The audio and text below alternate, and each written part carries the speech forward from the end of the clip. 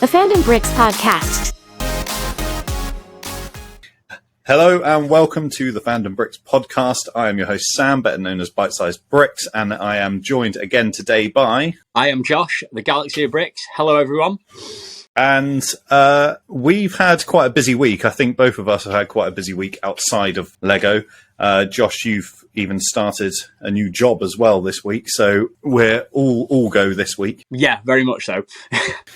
So we have managed to try and squeeze in an episode this week. We did want to get another episode out. So we'll get cracking. This week we are going to start, as ever, with our LEGO life stories. So, Josh, have you got any LEGO life stories? Have you come across LEGO this week? How's it gone? Well, I have made a couple of purchases, even though I'm technically supposed to be on a LEGO ban after Brickfest. But I have one set that's due to arrive today, but it's not here yet, and I have also made a Lord of the Rings purchase, but I'm keeping that one very close to my chest. Oh, very nice. I did not know that, so I'm excited. No. I'm sure we'll find out maybe on the next episode, or find out soon exactly what that is, but yes, that is exciting. Very much so. Have you managed to build anything this week, or are you still on that? I was able to build Obi-Wan Kenobi Starfighter. That's done and dusted. For those of you who have been on my TikTok, you'll know that I recently posted a very short snippet of that. I'm starting a new project on my TikTok called 60-second sets, where I try and review small sets in 60 seconds or less. And that was the inaugural episode. So if you've not gone and checked it out, go and check out. That is on my TikTok at the Galaxy of Bricks. Awesome.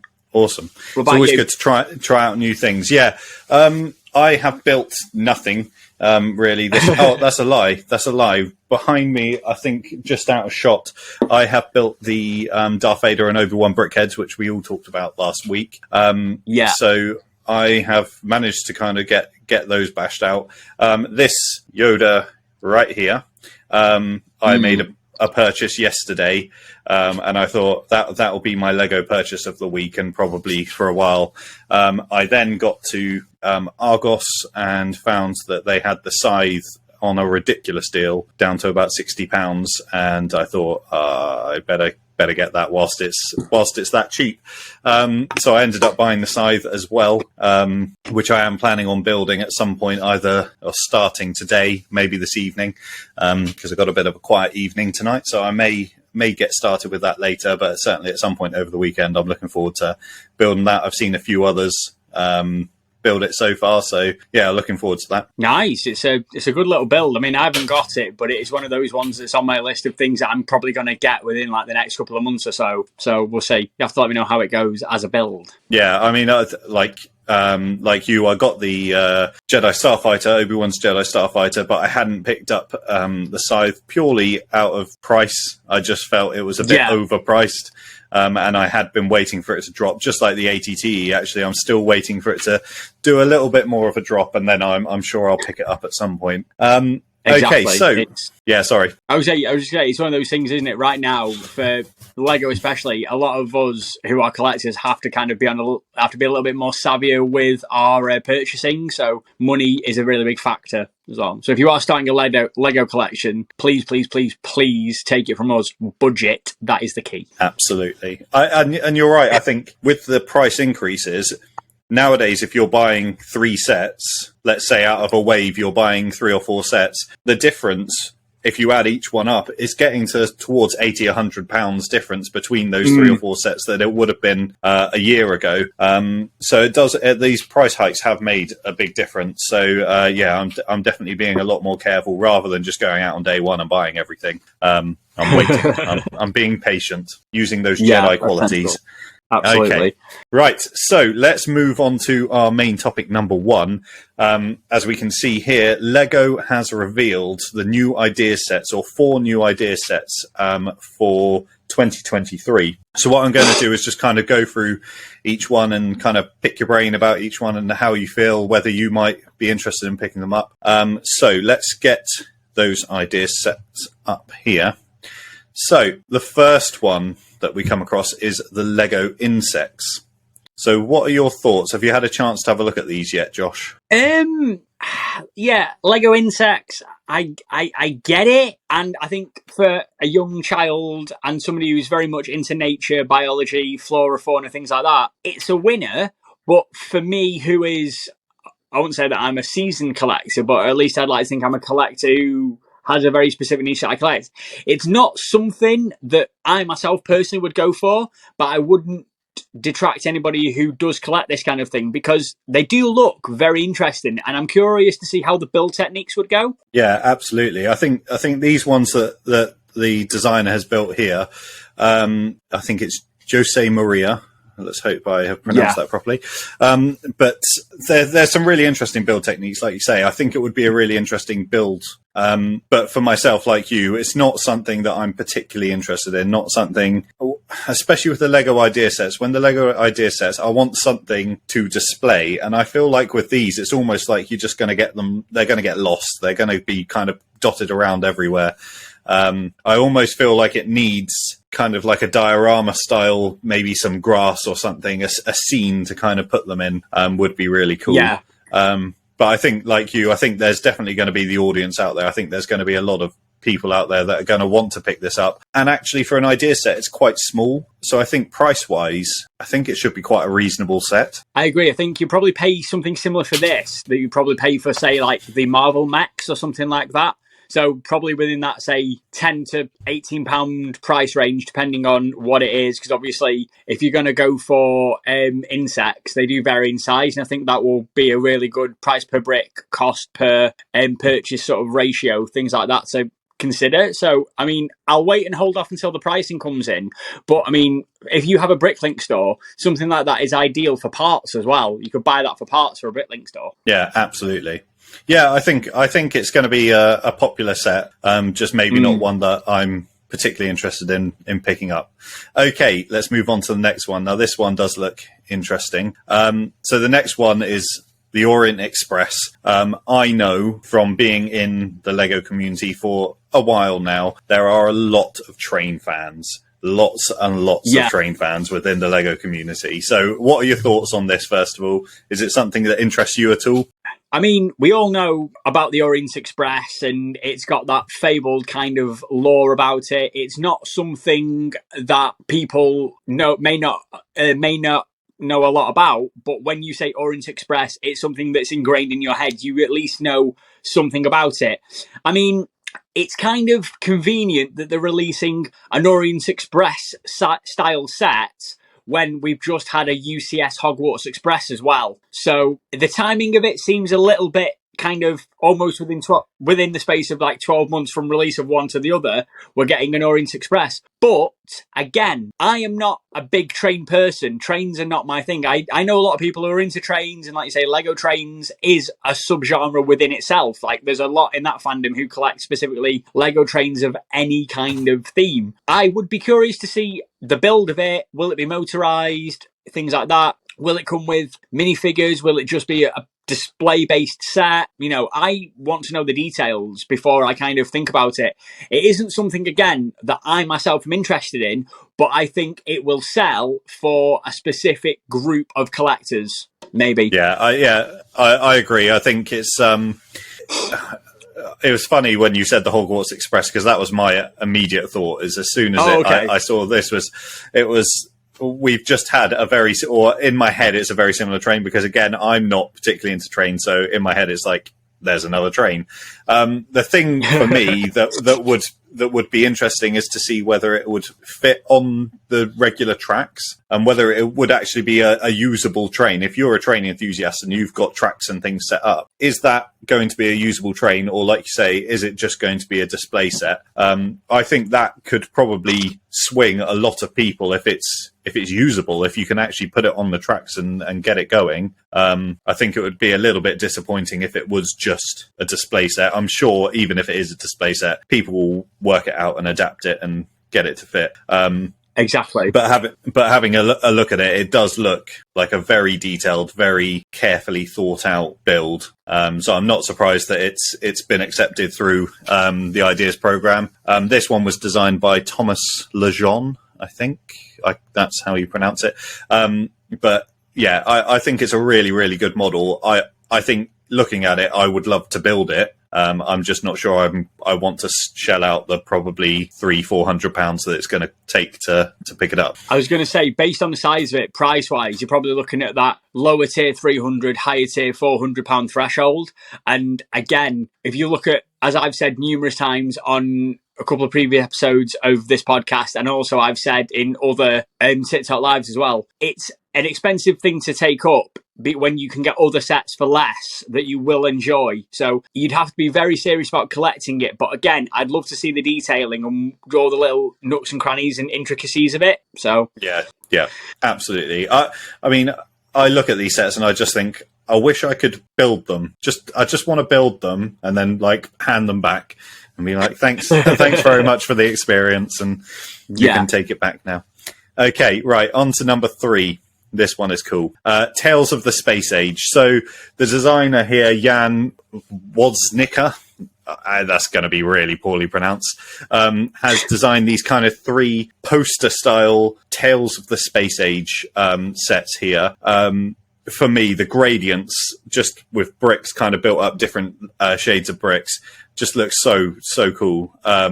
So this is definitely what I'm going to pick up. But what are your thoughts on it? I mean, I like it. I'm a massive like history buff and a massive science fiction buff, and you know, things like this interest me. I mean, obviously, I haven't collected any of like the lunar sets that have come out recently, and I haven't got the rocket as well. But it is on my list of potential sets that would diverge me away from my usual theme. But I think something like that, like you say, just the detail that the designer has gone towards for something like that is really nice. And it almost, in a way, kind of reminds me of the Vincent van Gogh Starry Night in terms of the detail and how they've gone to great lengths to make sure that it captures the very much the, what's the word? Kind of like the lore and the history and all the, just the spectacle of science and space and things like that. And I think if you're a young child who is learning, you're into science, you're into this kind of thing, as a parent, I think something like that would be very educational, and it would be something that I would want for my kids to have, because yes, it's Lego, but it's something that will teach them and they may get into something else. So I think it'll breed the imagination for a great generation of people. So I'm all for this. This is a definite win for me in that respect. Yeah, absolutely. And you use that word inspiring. They used it as well, Lego Ideas, in their set review. That's awe-inspiring. I think it's absolutely right. I think it's one that it reminds me of like classic movie, like science fiction movie posters. Yeah, like 2001: A Space Odyssey and things like that. Yeah, it's and I just think when you look at it, the size of those they're actually very small sets, and the way that they have managed to get those details in, I look at this and I think there's things that are being done on these sets that I've never seen done on other sets. I just think it's done in such a clever way. Yeah. And again, size-wise, you think the price point for this, I think realistically, because it's 3 different things and they are really nice displays, it's probably going to be around the £70-80 mark. But I think that's fairly reasonable for something like this. It's going to go on display. I think people are going to want to pick it up. So yeah, this one really, really impressed me. Okay. Right, let's move on to the final one, which is the Polaroid One Step SX70. I never owned a Polaroid, but this does look very cool. And I saw the video of it as well, and you can wind it with the kind of photo sliding out again there. So what are your thoughts on the Polaroid? I mean, if you're into photography, and believe it or not, there is actually a massive group of people who collect vintage cameras. I know somebody who is an avid camera collector and also has a photography degree, and things like this, I think they would absolutely love. And it's not just the fact that it's a Lego set. Like you say, it winds up and it's functional. And I think if you are somebody who likes vintage things, it's a nice, like a nice homage to that. If you are somebody who wants something quirky and fun for a design, I like it. And if it sells well, you can just imagine the other kinds of vintage style cameras that they may come up with as Lego sets. I myself wouldn't collect one personally, but I know somebody who I would get this for as a gift because they are into their photography and things like that. So for me, I like the fact that it's niche. I think I like the fact that it's different. It's not conventional. So for me, it's a winner just on that aspect alone. Yeah. Okay. Yeah. So I know the same. I know lots of people that are into their photography. I think this is going to kind of delve into that typewriter area of fans, those people that like a bit of retro, a bit of vintage, just kind of cool little pieces that they can just leave on a shelf. And it's almost like a bit of a talking point as well, isn't it? Yeah. I think this is definitely aimed at a more adult audience. Obviously, I think there's going to be very few children that are going to look at this and think, yeah, I really want this. But yeah, I think definitely for that kind of photography-based market, that kind of vintage collection, retro collection, I think it's going to sell well. I looked back at the typewriter, and that did really, really well. So I think it will be a similar sort of market for that. I think I'm into my cameras. I'm into videoing and things like that. So I think this might be, depending on the kind of price point, it might be something that I pick up because I'm a bit like that. I'd quite like to just kind of have it sat on a shelf behind me. So yeah, I think for me, it's kind of 50-50 based on where the price point will be. But yeah. I think it's a really, really cool set. And I think as well, like you said with the typewriter as well, if you look at that on the secondary market now, like your eBay and your Britlink, that sells for huge amounts of money. So even if you buy it, never build it, there's a high probability that it will have a great resale value in a few years' time when it's been retired. So it's an investment in the respect of, for the people who maybe aren't into collecting things like that now, but want to collect things like this at a later date, I think it's got a great resale value as well at a later point in time. Yeah, definitely. Solid investment set there. Absolutely. Completely agree. Awesome. Okay, so that does it for our main topic number 1. Let us know in the comments or wherever on TikTok. Let us know what you think about these sets and whether you're going to pick them up or not. Okay, so let's move on to main topic number 2. So this is, again, quite a niche little topic that we're going to talk about today. I don't know, Josh, whether you play this game or not, but Lego Star Wars TT Games have revealed all the characters. Now, there's 30 new characters that they are adding for the Skywalker Saga in the November download packs. So we're kind of only days away from this coming out now. Do you play the game at all? What are your thoughts on the game? Yeah, I mean, I grew up in the 90s, and then by the early 2000s, Lego Star Wars had just come to fruition. So if you remember, like the original Lego Star Wars, and then the original Saga, and then they did the Clone Wars and things like that, and then they've done the Skywalker Saga recent one, which I have on my PlayStation 4. I don't yet have it on my Xbox One, but it is on there. I love Lego games. I'm a big gamer as well as a Lego nerd, so it's one of those things. And I have a friend who works for TT Games, so I know. Oh, awesome. Yeah, I'm not going to reveal him and reveal any information. I'm going to keep my secrets very close to my chest. But having seen the sheer amount of characters that they've got for the character pack, I'm all for it, because I have some of those characters as minifigures, so it'll be nice to get the chance to play them. And I think it's good that even though it's the Skywalker, it's the Skywalker Saga they're doing it on, I like the fact that they've decided to go to other realms of Star Wars for DLC characters as well, because there are some great characters that sadly are not going to be in the base game, but to have them as DLC, I think is a good thing. Yeah, definitely.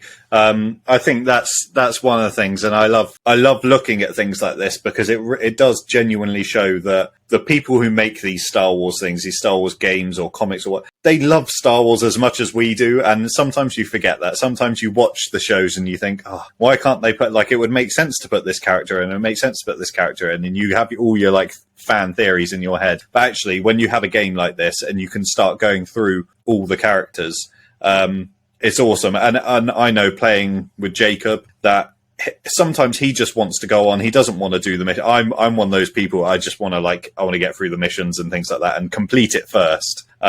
He just wants to go on and play, and he just wants to pick out his favorite characters and run around slicing things up. So it's perfect for him. So let's get them up quickly here. So This is thanks to the Direct. They put a really good kind of list up for us, so we'll quickly get into it. The first pack on the list here is the Clone Wars. And so we have a Phase 2 Captain Rex, Savage Opress, Asajj Ventress, Darth Maul, and Gar Saxon. I think that's a great lineup. Oh, that is a good for Clone Wars fans, and for those of us who obviously have been invested in Star Wars. It's a good little thing. I mean, a Phase 2 Captain Rex is always a good option. It's a shame that Lego have not released a newer Phase 2 Rex since about 2013. Is long overdue for a re-release. I mean, we've got a Phase 2 Cody now. Give me a Phase 2 There's going to be fights when he comes out. Yeah. People are going to be trampling on each other.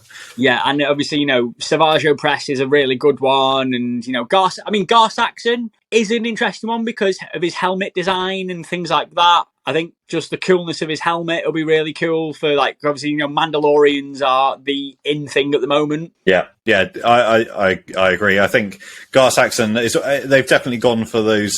Obviously, we're going down the kind of dark side Mandalorian links as well. I think it's a great selection. And I look at every single one of those characters, and I know full well that there's going to be a group of fans that want to play each one of those characters. So yeah, I think they're some great additions to the game. Yeah, and almost in a weird sort of way, bar obviously Savage Opress, it's almost got a very kind of final season of the Clone Wars vibe to it, hasn't it? Yeah, absolutely. Yeah, definitely. And I hope that is the Gar Saxon that we have, the kind of Maul DeLorean Gar Saxon, which will be, like you say, the design of it is awesome. So fingers crossed that's the one we're going for. Yeah, absolutely. Okay, so the next set is one that I know that myself and you, we've gushed about this program before. The next set is Rebels, and it does have our favourite character is on there. So we've got Rebels, and we're getting an Ezra Bridger, Kanan Jarrus. Of course, we're getting Grand Admiral Thrawn, Harrison Dula, and Sabine Wren. Thoughts? Are you just going to talk about one of those there? No, I mean, I like it, and you know what? This possibly will be one of my favourite DLC packs for this game, 100%. I'm a bit gutted there isn't a Zebrelius. Do you know what?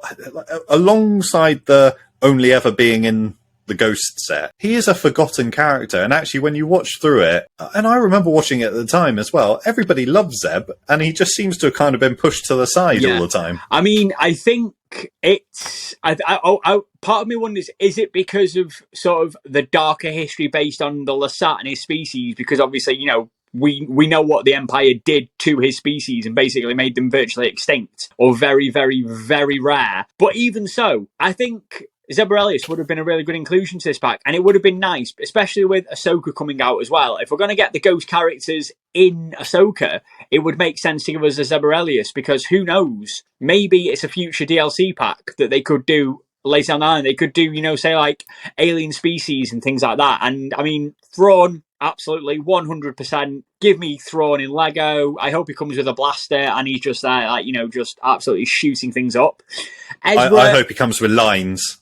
Oh yeah, absolutely. I want to hear some dialogue. Yeah, absolutely. I mean, Ezra is a good one. My curiosity with Ezra is, would we get him as a melee-based character or as a blaster-based character? Because obviously his lightsaber, for those of you who have not seen Star Wars Rebels, spoilers ahead, but he does have a lightsaber that is also a blaster as well. It's like a disruptor-style blaster.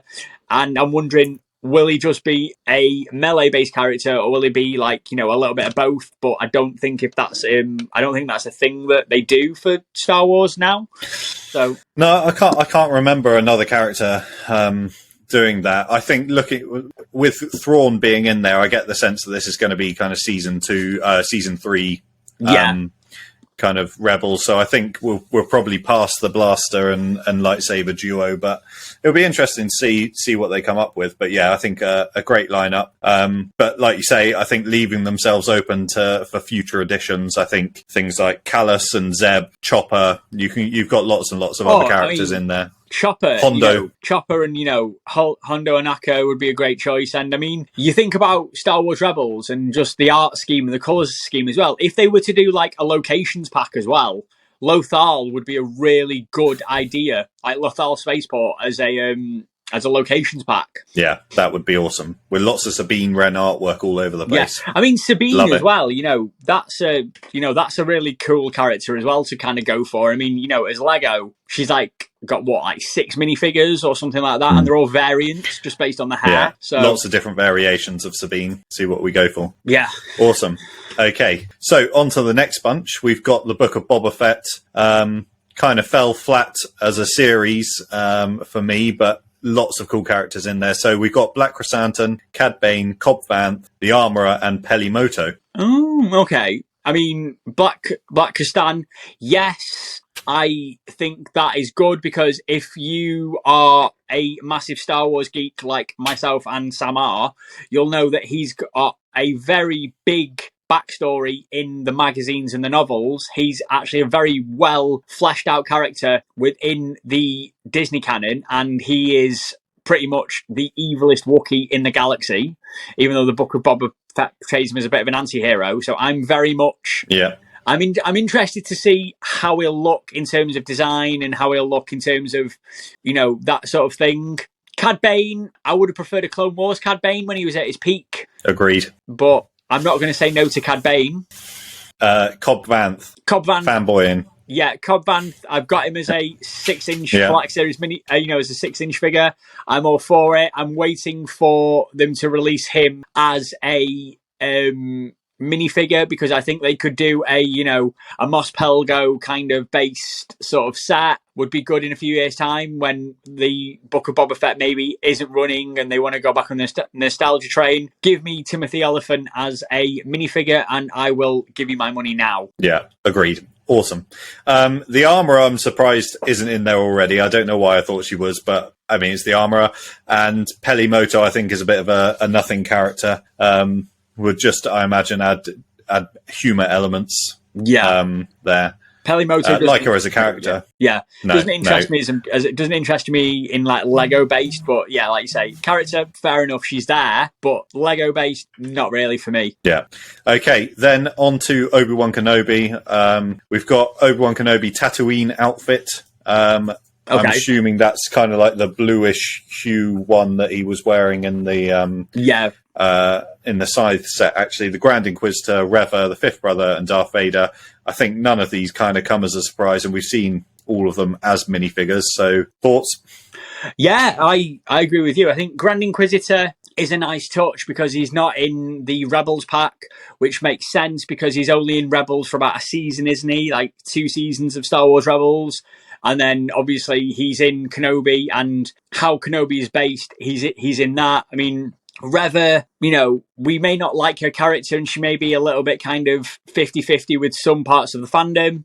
Again, Lego minifigure wise, if you've got the side set, you're not going to be unfamiliar with any of these characters. I like the Fifth Brother, and I think he's a great character and a great minifigure, and I love the design of him. Darth Vader, we've got Darth Vader already, so I'm wondering what variant of Darth Vader this will be. Yeah, Darth Vader always interests me, and how they're going to tweak it slightly to update it. I did like the Darth Vader minifig that came in the Obi-Wan versus Darth Vader set. So yeah, lots of cool stuff, but I think they're fairly self-explanatory, those Obi-Wan Kenobi ones. Yeah. Next, we're on to Andor. Now, obviously, we're still kind of in the midst of Andor, so this will be an interesting one. So we've got Cassian Andor, Bix Kalin, Dedra Miro, Luthen Rael, and Cyril Khan. Those are, I guess, the 5 main characters that we've kind of met so far within the show. We've got Dedra Miro, Cyril Khan are very Imperial based. Luthen Rael, we've only kind of seen him with a blaster. Bix Kalin, we haven't even seen with a blaster yet. So it's interesting, but I don't know what these characters are going to add to the game. Yeah, I agree with you. I mean, I'm still working my way through Andor. I've watched the first 3 episodes, but it's one of those things. Andor, I will watch, but I'm not going to go out of my way to watch it because we all know how Andor is going to end because we've seen Rogue One. Yeah. But I would say out of all the minifigure packs that are currently going to be released as part of the November thing, this one probably interests me a lot less than the Book of Boba Fett one. Yeah, I'm the same, and I'm really enjoying Andor. I'm keeping up with it every week, but I do agree with a lot of people and what they're saying, that actually it's probably going to be a much better show at the end when you can binge it the whole way through, because they do kind of set it up in arcs throughout the series. But yeah, the characters I enjoy in the show, and I think they're really interesting characters, and the whole point of the show is that we're doing a deep dive into regular people within the Empire and regular people within different planets, and being kind of under the arm of the Empire. But it doesn't interest me in playing them as characters within a game. No, that exactly. doesn't excite me. Being Black Chrysanthemum and ripping arms off minifigs excites me. Not so much Dead Ramiro walking up to someone and kind of talking down to them as an ISB officer. It's gameplay wise, it's not the most exciting. No. Okay, next up we have Star Wars Summer Vacation. So these are just, I assume, are just going to kind of be the summer outfit variants. Like you can see there, we've got Palpatine and Vader. We've got R2-D2, Finn, and Obi-Wan Kenobi as well, all kind of in their summer attire. Thoughts? Nah. Nah. He's not going to bring anything new. He's just going to give them different kind of aesthetics on characters. I mean, their abilities are probably going to be the same. It'll just be different colours and different variations and things like that. So, again, similar to the Andor one, it doesn't interest me, but I would hold out my verdict until I actually see them in game. But this is one, similar to Andor, I am not going to go out of my way to get until a little bit later on. Yeah, I think so. I think if I want to be Darth Vader, I want to be Darth Vader. I don't want to be Darth Vader in like a tank top with a sunset on it. It gives me no interest whatsoever. No. So that kind of rounds off our new minifigs for Lego Star Wars.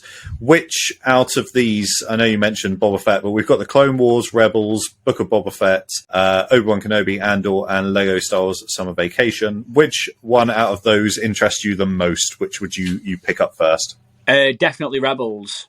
Yeah. One thing. Sorry, you continue, and then I'll add my point in a second. Yeah, no, I think it's a great set for Rebels. You've got the classic characters there, and obviously Thrawn, everybody's a big fan of. So I think it's a good shout. Yeah, and one thing I've just noticed looking at this character pack as well is it's not the version of Andor that I would actually want. I would want his Rogue One appearance of Andor, because you could have him with his coat on when he, obviously, when he's trying to kill Galen Erso. You could have him when he's obviously in an Imperial disguise. You could have him with his Rebel tunic on and things like that. And the fact that obviously, Solo and Rogue One and things like that are not considered for additional, as additional DLC packs as well. And you've got a Summer Vacation one as opposed to Rogue One Solo is a bit, it's a bit of a... I think they had a Rogue One in the previous set of DLCs, I think. But yeah. I'm with you. I would definitely rather play as original Cassian than this Cassian. I think that is one thing that I haven't really understood. I now watching the show, I do want the Attack on Ferrix set that came out, but that Cassian Andor does not look like Cassian Andor in this show or in Rogue One. So it's a bit of an odd one. I think for me, surprisingly, the Book of Boba Fett, those three of Black Chrysanthemum, Cad Bane, and Cobb Vanth, I think are the ones that, I want to be Cobb Vanth. I want to be a gunslinger walking around the desert and pinging people off. So that's the one that stands out for me, and it kind of goes with what we've been saying, that actually the Book of Boba Fett for me wasn't the greatest show, but actually the characters in it are so much more fun to play within this sort of style game. So that's definitely what I'm going for there. Exactly. And I mean, like we said, like we've said about obviously the Rogue One and the Solo sort of thing. I mean, there are just, even if they've done these DLC packs before, we know this, but there are still more interesting characters in those movies that you could have as additional DLC. Like if you look at Rogue One, there are different variations of Stormtroopers, there are different variations of Imperials, you could have like an entire Rebel pilots of like, say, Blue Squadron as like DLC packs. You could have other characters from that kind of setting for a DLC pack that would probably do much better than a summer vacation one. The same with Solo as well. You could have other characters from that movie, and even yes, a lot of people may not like Solo, a Star Wars story, but I mean, if you take it for what it is, it's still an enjoyable movie. There are still characters from that movie that you could have as a DLC that I think would be more interesting than the summer vacation one. It's just that is a little bit too out there, and that one is the one that as I said, I'm least excited for. Yeah, I think there's obviously this huge plethora of characters. In my head, all I'm thinking is they're going for the younger audience, and I know I always get stuck in this world of everyone knows as much about Star Wars as I do, and everybody has the same opinion as I do. Yeah, but realistically, there is a large portion of people playing this game that are 10, 11, 12 years old, and they've watched Summer Vacation and they've loved it, and they're like, oh, I want to play as Darth Vader there. So I think they when you look through the 6 lists there, I think they are kind of trying to cover all bases of fandom. So it'll be interesting to see how they're kind of reviewed once they're out and people have had a chance to play around with it. I agree. Okay, so let's move on to our final. No, it's not our final section. No, that's a it's complete our final lie. topic, but it's not a final section. Final topic. We are going to move on now to Q&As. Now, we put it out there, and we'll make sure we try and do some more promotion next week, but we put it out there to kind of share our podcast with people and kind of take questions. And each week we're going to try and pick up a few questions from people on TikTok or maybe on YouTube and answer some of the questions. So I have 2 questions here for us this week. And our first question comes from our friend all-time Yashin, Beth. And this is a bit of a would you rather question. Oh, gosh. Yeah. So the question is, or the question that's been put to us is, walk on Lego for 30 minutes or build sets entirely out of easily broken burgundy pieces. Ooh, that is... Wow, that is... I mean, we're starting off very heavy with this one, aren't we? Like, it's deep. It's deep. Do you know what? I might have to walk on Lego for half an hour because if you do it, there's going to be a point where it's going to hurt that much. You're not going to feel any pain. This is true. You may get used to it. There's also an end point. I feel like the stress of trying to put those pieces together, then snapping them or potentially snapping them, and then not being able to finish what you started. I feel like the long-term pain is much worse with those old burgundy pieces than, but it does hurt standing on Lego. You and I will both know, Lego is not the easiest of things to stand on, and there is that old insult, isn't it, where if somebody really annoys you say to them, "Oh, go stand on a piece of Lego," because that is the ultimate form of pain. But like you said, we know as collectors how brittle and fragile that style of brick is. It hurts. It's not fun to when you snap it and you just feel the life just leave your body. And I would rather go through the short-term pain because, I mean, it's half an hour. Yes, it's half an hour of torture and torment, but it's half an hour and it will be done. With the burgundy pieces, you've got to be very delicate. They still may break, and you're never going to be a completionist of your set if it breaks. Yeah. Jacob's got an ARC 170 set that must be close to like 10, 11, 12 years old now. And it broke a while ago just from playing. Yeah. The nose of it snapped. And we still haven't, that must have been months ago now, and we still haven't got round to replacing the pieces. It is devastating. I think I have to go with you there. So I think both of us would rather walk on Lego. Yeah. Than go through the pain. Yeah, I would take the pain, and I would take it in stride, and I would tolerate the pain because I know that in the short term and the long term that is more beneficial to me. Yeah. 100%. Oh, it's not fun thinking of either, to be honest. Do you know what? I'm sat great here question. now. I'm sat here now, and I can just vicariously just feel the pain coursing through me, and it's not nice. You know the certain pain that the boys can have. Yeah. Like if a ball gets kicked at you in a certain, it's that like sickening feeling. That is what in my, like, I can feel it. Like you say, you can feel exactly how you would feel if you snapped one of those pieces. Yeah. Yeah. So yeah, we're going with walking on Lego. I didn't think it would happen, but we both are going walking with Lego. Yeah. Okay. So our second question comes from our very special guest last week, Seamus, just 15 bricks. Make sure that you are following both of these people. We'll make sure links are up. But this is a really interesting question. And actually, this was going to be my main topic number 3 this week. And that's why we don't have a main topic number 3 this week. And his question is, how do you feel about the change from plastic bags to paper? Ooh, okay. I mean, I get why they're doing it. You know, we not just as collectors, but collectively as a species, we're trying to cut down on our plastic pollution. We're trying to recycle. We're trying to be good. And obviously, we know what Lego is. It's a company that does plastic, but it tries to do it efficiently, more economical.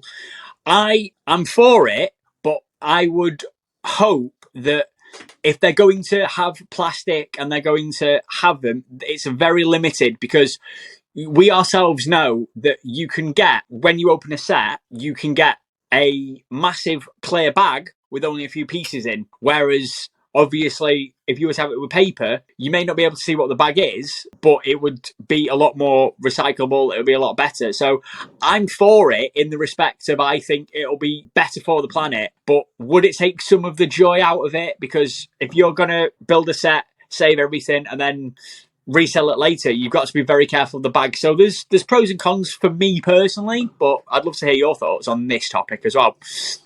Yeah, I feel like this debate, this kind of point has been put out for years now.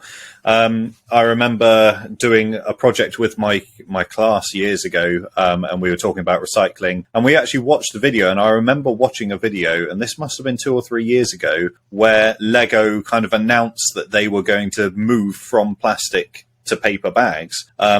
And that was years ago. And I get that Lego is a massive company, but you look at what so many other companies are trying to do to reduce plastic waste. I am surprised that this hasn't happened sooner. And I think what Seamus is referring to is the paper bag on one of the Ninjago, the most recent Ninjago magazine. The poly bag was no longer a poly bag; it's a paper bag. And I think it's something that Lego have to do if they want to kind of be seen as this kind of world conscious. They're kind of going on socially. They're trying to hit all the right points and making sure that they're inclusive with all of their sets and things. I think if they want to be seen as that sort of company, I think they do have to make the switch at some point to paper bags. Like you say, it's better for the environment. And for me, as long as they're numbered, I did build a set this week that wasn't numbered. It wasn't Lego. As long as they're numbered, I'm happy. I apologise to anyone who is streaming this podcast. Somebody in my street is setting off fireworks right now, so that might be the background noise that you hear. So I apologise in advance. I apologise in advance for that one. But yeah, when we're talking about this thing, if you look at it with Lego Mario as well, that is a prime example. They do their mystery minifigures and their mystery bags as cardboard boxes, and that's one thing. And there was talk months ago that future mystery minifigures were going to be in cardboard, but obviously with the recent series of mystery minifigures that they've released, they are still in plastic bags. But if you look very carefully at your mystery minifigure bags, you'll notice they are recyclable. They are not just one-use plastic. So even if they are using them, they are able to be recycled. I think it will eventually reach a point, like you said, when you buy a Lego set and it will have paper bags in it and they will be numbered, but they won't be clear. You won't see what the pieces are. And I think in some ways it'll be nice to kind of add a little bit of mystery to what parts they're going to give you for your first set, like the first build of that set, but also in a weird sort of way. If it came to doing it for mystery minifigures, I'm one of those weirdos who likes to go to a supermarket or a Lego store when there's mystery minifigures, have a feel around and see what the figures are, just because I always end up with duplicates. That is my thing. I'm the person who ends up with like 4 Fozzie Bears and like 6 Beakers and like something like that. But I get that they've got to be this company, and you think about annually how much money Lego makes, not just through sales, but through advertising, through sponsorships, through those small partnerships and programs that they do. It's something that they have to do, and it's something that the world right now is turning itself towards. But I also think that if they are going to turn to paper, it has to be durable, because the last thing you would want is to have a load of paper bags in sets and them not to be sturdy enough to hold what you're carrying. Yeah, definitely. And to be honest, that's one thing that I know we discussed it a while ago with the Super Mario boxes. I don't think they can do that for the mystery minifigs, the series set of minifigs, because, like you say, there are too many people out there that want to touch up a bag and try and find the ones that they want. And so I think, like you say, they are recyclable. They're plastic. I think there's certain areas that they can kind of stick with the plastic. I do think the paper, like you say, it would have to be durable. It would have to be you'd have to be able to fondle it without it ripping. Yeah. But yeah, I think within the sets, I think there's no reason anymore, really, not to go that route. But really interesting question, Seamus. And I think just to add to that, and I think this is something that I've mentioned before, and Pod Bricks and I have spoken about this. The Daily Bugle is a prime example.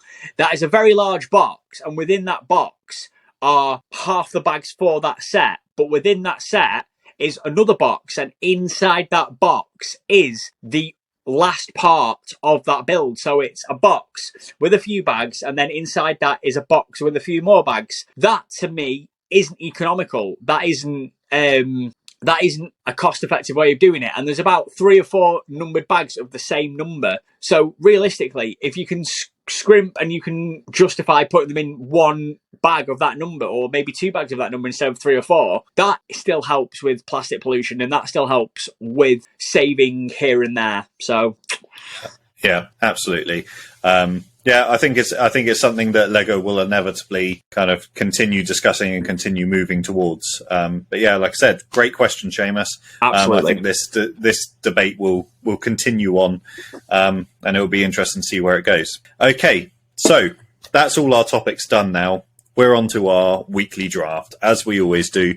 We are moving on to our minifigure draft, and as you can see there, we are doing Lord of the Rings this week. Now, this has been a topic for the last few weeks.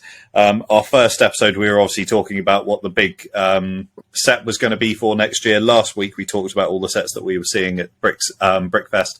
So I thought we can't have an episode now where we don't talk about Lord of the Rings. And it's kind of fitting that we're doing this, and I've recently bought a Lord of the Rings set as well, so it's kind of fitting that this is a topic. And I didn't even know that when I suggested this as our minifig draft this week.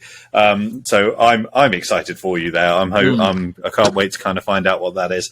I'd like to give a quick shout out. Our friend Jamie, the Brick Educator, has set up a TikTok account, I think an Instagram account as well, of the Hobbits of Lego, or the awesome Hobbits of Lego.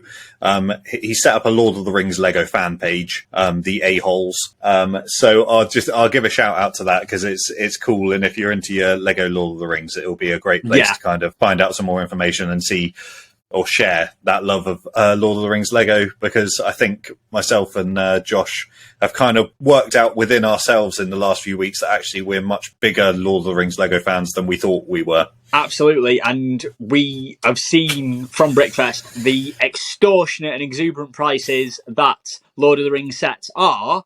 And with the Rings of Power finishing recently, and obviously they're going to be releasing the UCS set, as Sam has gladly pointed out, it was one of our very first topics on this podcast that we started. And we've spoken about the Brickheads and things like that, and some of the other releases with Seamus Just 15 the other week. It's nice to sort of see that Lord of the Rings has kind of got back into people's consciousness as well. So for those of us who missed out on Lord of the Rings, it's nice to go back to that. Yeah, absolutely. Now for a bit of, I don't know if this is controversial at all, is who gets to start? I think since you suggested the topic, you should go first. But there is obviously a word of warning to you people who are streaming this podcast.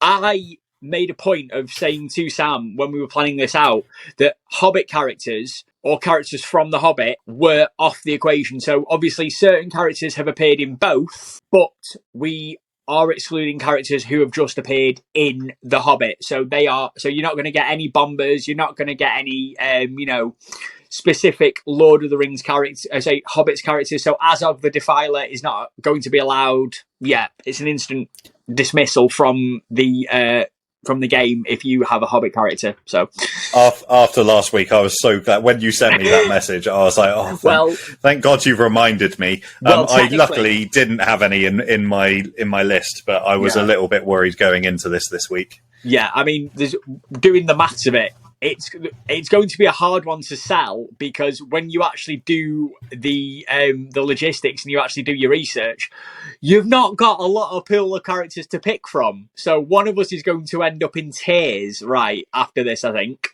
I don't know, but I'm fairly confident. Not as confident as when we both had Jedi Bob at number one, but I'm fairly confident that our number ones may be similar here. Okay. So I'm just going to get going. We'll get going with it, and we'll try and bash it out and then discuss it afterwards. But my number one from the Battle at Blackgate set is the Mouth of Sauron. Oh, okay. Solid. I'm surprised that we don't have it, so I'm glad about that. It's Sauron. He's kind of the face of the dark side, the evil of Lord of the Rings. So I just, as a character, I think he's awesome. Those of you that haven't seen Rings of Power, did you say the mouth of Sauron? I think that's what the minifigure is called, but it is just a Sauron minifigure essentially. But you kind of see his mouth underneath that helmet. Because obviously that's, some people would argue that it's controversial because technically it's not Sauron, but it's the mouth of Sauron. So I get your thought process for that. But I just think the minifigure itself is awesome. So that's my number one pick. What's yours? Nice. I am going to pick a character that I'm glad you didn't pick, actually, because I would have been really annoyed, because I would have meant I've actually gone into my reserves list straight away.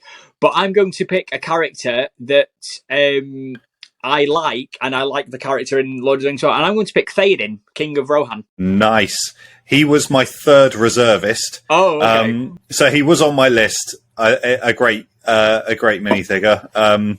Why did you pick him? Well, I think the Battle of Helm's Deep is something that a lot of people want as a Lord of the Rings set. If it was to return to even if it was like a limited production run, or they were to do like an anniversary line, and the Battle of Helm's Deep is such an iconic piece of the history and lore of Lord of the Rings. We all know what it's about.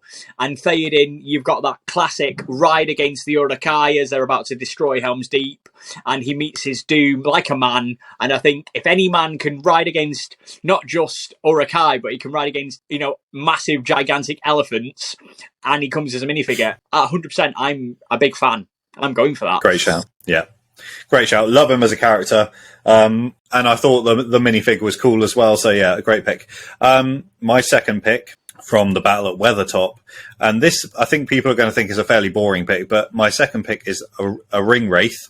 It's just all black. It's essentially like Darth Sidious, but just black. Yeah. And I just think stylistically wise, I just think it's a really cool. It's quite minimalistic for Lego, but I think there's not much else that you could do with that minifig. So I just thought it's a cool minifig, so that's what I went for. Yeah, you basically picked a Dementor with legs and a sword. Yeah, is what you've actually done. Yeah. Okay, so that's good. I mean, obviously, your first two picks are very kind of dark side of Lord of the Rings. They're very kind of evil. They're very twisted characters. So it'll be interesting to see how this progresses, because I am curious to see if you're going to stick with the dark theme, if you're going to move to lighter side characters, because obviously this is a hypothetical. We can have good and bad characters on the same team, but I don't know how you're going to play this. So I'm curious to see how this is going to play out. We'll have to wait and see. Next up for you. My second choice for a character is, again, I'm playing this relatively safe because I think I'm confident that you wouldn't have this as one of your top characters for your draft, but it's maybe a reserve character, and I'm going to pick the King of the Dead. Oh, nice. Because I love the minifigure. Yeah, they've got like I mean, obviously in the film they do, but there's like that real kind of sand green tinge to those minifigs as well, aren't there? Yeah. Nice. I was looking through them. Obviously, I'm sure you did the same. I was kind of looking through all the minifigs, and I think because all of those kind of the Army of the Dead kind of characters all kind of were of a similar tone, I didn't end up going for them, but I think it's a great pick. Okay, I am going light. It's okay. I'm not going dark. My third pick, and this is purely, I think the minifig is a good minifig, but purely character-wise, I think for this one, I've gone Aragorn at Helm's Deep. I had to have him in there some way. He's my favourite character from Lord of the Rings. Okay. So I think a solid minifig, a good representation of Aragorn himself. And so there's my third pick. Yeah, and it also takes another named character off the table as well. So that's sensible. That's a smart play in terms of your draft. So just to recap so far, you've gone for the Mouth of Sauron, a Ringwraith, and Aragorn. I have picked Theoden and the King of the Dead. So I've picked royalty. You've picked Darkseid and a king. Fair. Where are you going? Where are you going now? Ooh, okay. I am going to have to pick a character that I'm hoping I will be able to have. Well, actually, I'm going to have him anyway because I'm going to pick him. But I am going to pick Gandalf. But I'm picking Gandalf the Grey, the OG Gandalf, and not Gandalf the White. Has to be. Yeah, just for sheer iconography. You're facing a Balrog. You're Gandalf the Grey. Yeah, that's it. I want a wizard, and I'm going to have possibly the coolest one of the bunch. So. I'm into my reserves. Excellent. He was fifth on my list. Was he? Okay. And actually, when I said Aragorn, then I thought I don't think Josh is going to go for Aragorn. Maybe I should go for Gandalf now and get him done. So I regret that decision. Aragorn was my first reserve, so he wasn't on my top list either. Okay, so. not far off then. No. Yeah, no, a great pick. Okay, my next one kind of goes away from those like key named characters. But this was a character that I remember as a kid just being like, this guy's mental. And that is the Uruk-hai Berserker from Helm's Deep. No! Yes, taken one. I've taken one. The printing on this is awesome. The kind of like white hands all over the body. Yes. Damn it. I'm glad I've taken one. Oh, do you know what? I'm not even going to get mad. Like that is he was like my third pick. I kind of thought I'll save him for a bit later because I was thinking I'll see how this plays, but I'll kind of go from there. And he was like my third choice on the basis. I would say, sorry, I was just going to say, yeah. I was just going to say that all of my other characters, the whole way down through my list, even into my reserves, he's the only one that isn't like a key named character. So it was a bit out there for my list. So you were right to kind of wait on it, I guess. But had to get him in there. Oh no, that is good. That is solid. Right. Well, in that case, then, since you have done that, I'm gonna have to see your Uruk-hai Berserker, and I'm going to raise you Boromir. Oh, Boromir. Who doesn't love Boromir? Yeah, I mean, it's Sean Bean as a minifigure. You know what I mean? You've got to do it, haven't you? Yeah, absolutely.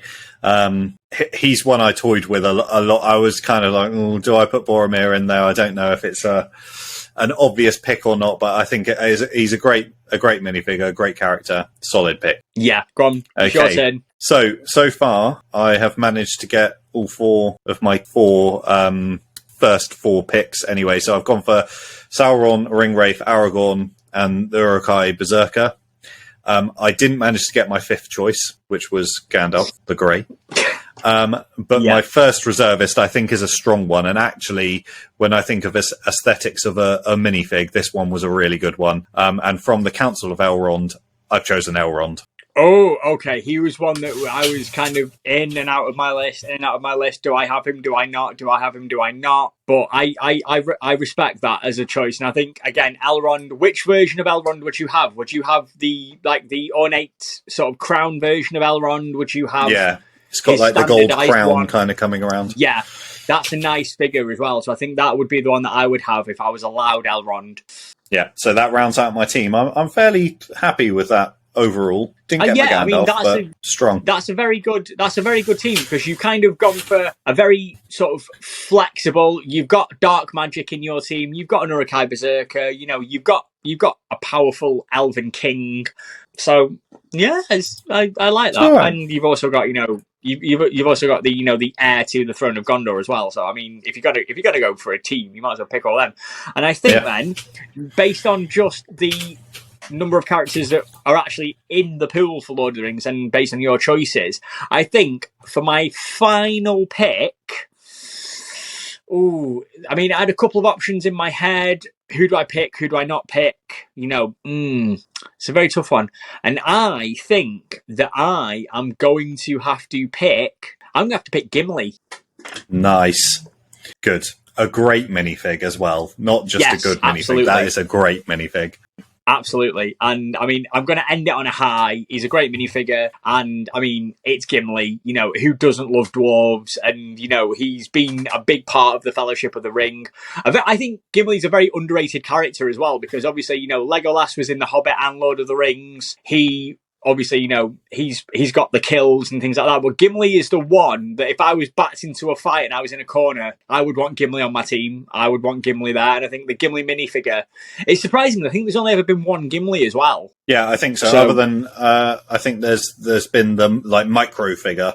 But I think there's only been one. I may be wrong on that. But I think the one on, I think it's like Bricklink or Brick Set. It says Gimli, and then in brackets it says eyelids, because he's got eyelids. Which is kind of a nice fun bit of trivia. But those are some pretty impressive teams, mate. We've kind of gone very good there. Yeah.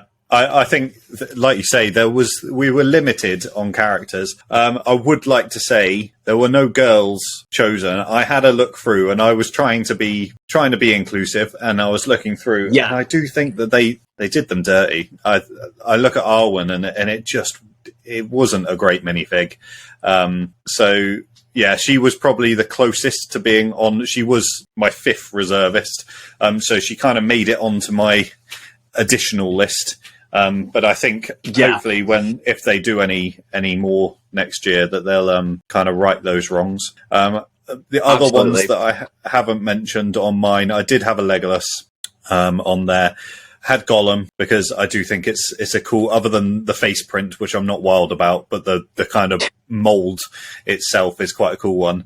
And the last one, purely for like representation of a character, was Grima Wormtongue. I just think even the minifig looks like snivelly little rat. So yeah, that's a good option. Yeah. So there we go. We'll put our teams out and we'll see what people think. But I think that kind of wraps us up today. We said we'd do it quickly. We still went over an hour, but it's always good talking about Lego, isn't it? Absolutely. And I think as well, I think one thing about this week's episode is the fact that it's quite a diverse, broad range of topics. So obviously, you know, we've had a couple of questions, which were both very valid questions. I think they were amazing. So shout out to Beth, the all-time Yashin, and Just 15 Bricks, also known as Seamus, for your topics. We really appreciate them. And we are grateful for the fact that you brought them to our podcast. It's nice that you could share your ideas with us. And it was good that, you know, obviously Lego Ideas, Sam and I are both... I'd like to think that you and I are of a similar kind of sort of, you know, interest when it comes to Lego themes. So it's nice to know that there are some things we agree on and there are other things that we don't agree on, because it kind of stops it being very repetitive as well. And I also like the fact that we both are Star Wars fans, we're still able to have a Star Wars based topic within our podcast as well. So for me, it's been a good day. Absolutely. And I unfortunately, I guess for listeners that aren't into it, our preferences are things like Star Wars and Marvel and Lord of the Rings, but we are going to try as much as we can to kind of diversify that. Certainly looking at the ideas and looking at the set releases last week, we're going to try to broaden, I guess, our own knowledge whilst we're doing this. This is all about learning for us as well. Exactly. So yeah, again, great topics. Great chat. Great to see you again. Where can everybody find you? You can find me on TikTok, which is my main platform, and I am the Galaxy of Bricks. You can find me on Instagram as well at the Galaxy of Bricks, and you will also find me on YouTube at the Galaxy of Bricks as well. Excellent. same goes for me. Bite-sized bricks on TikTok, YouTube, and very rarely, but still trying on Instagram. I will keep up with it one day. But Absolutely. Thank you again, people, for listening. I have had a look at the stats, and people are listening. It's obviously we're building numbers, but we got more listeners this week than we did last week, and that's sort of what we're aiming for. That's amazing. So, where can people find this podcast, dear sir? Great point. We are now on Amazon Music. We're on Google Podcasts. We're on Spotify. We're on YouTube. We're pretty much where we can be. The only one that hasn't properly processed yet is Apple Music or Apple Podcasts. So for those iPhone users, we are trying to get it sorted. But yeah, Amazon, Google, Spotify, YouTube, we're there. So please have a listen, share it with your friends. If you know anyone else into Lego, just get them to have a listen, because it means a lot to us, because we're doing this because we love Lego and we kind of want to share it with as many people as possible. Exactly. Very all-inclusive on this podcast. That is the main thing. Absolutely. So yeah, that's it for this week. And we will hopefully see as many of you as possible next week. We're hoping to have a special guest on. We haven't finalised that yet, but we hope that we can have someone else join in the chat and throw a few curveballs at us. So thanks again for joining, and we'll see you again next week. Take care, everyone.